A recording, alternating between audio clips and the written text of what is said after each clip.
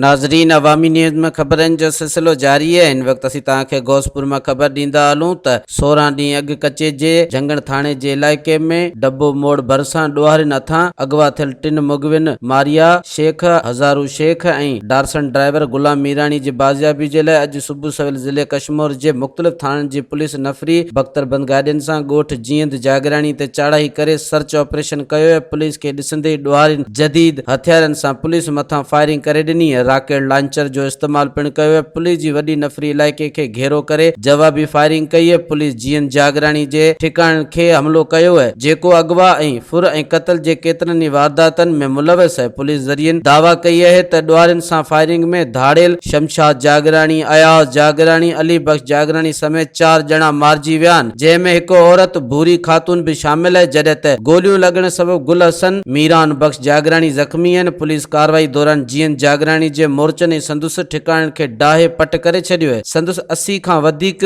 ढोर बि काहे रवाना कया विया आहिनि। पुलिस ॾोहारियुनि वटां जदीद हथियार बि हथ करण जी दावा कई है, जंहिंमें 3 रॉकेट लॉन्चर भी शामिल हैं। मजीद खबरों और तफसीलात के लिए विजिट करें हमारी वेबसाइट www.awamiNewsHD.com।